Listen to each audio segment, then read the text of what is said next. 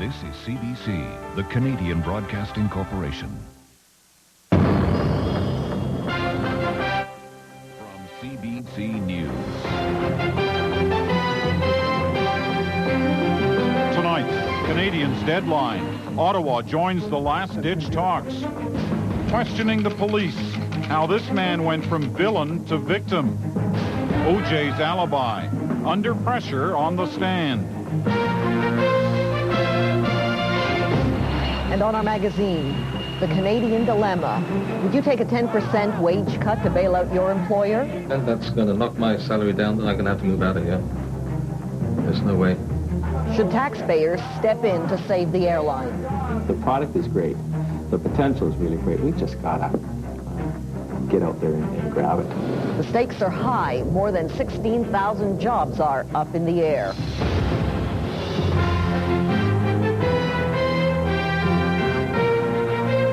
The National with Hannah Gartner and Peter Mansbridge.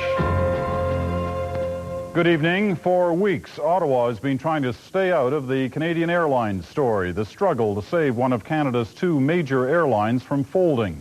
But today, the federal government was right there, right in the middle of desperate last-minute talks to keep Canadian alive. So far, there's no deal.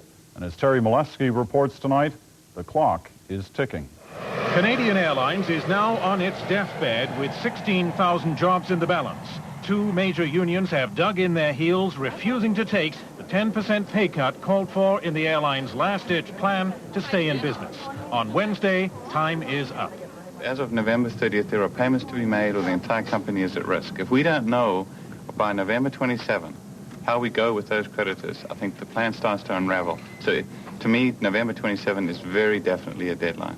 Yes, as well. The union bosses saying no to the plan are Buzz Hargrove of the Canadian Auto Workers and Judy Darcy of CUPE. Both told Transport Minister David Anderson they want the government to bail out the airline, and he refused. He's not prepared to listen to anything unless we support Mr. Benson's package, which means we have to agree to wage cuts. And we're not prepared one more time to ask our members to do that. He certainly knows that if this airline goes down, that this federal government will have to assume major responsibility as a result of deregulation of the airline industry. The two unions want the industry re-regulated to limit competition, and they want the federal, Alberta, and British Columbia governments to buy shares in the airline, injecting $100 million a year for 4 years, with Ottawa taking the lion's share. The minister says both re-regulation and the bailout are out of the question. We do not have $100 million a year for the next 4 years without a restructuring plan in place, as Mr. Hargrove requested. We simply do not have that money.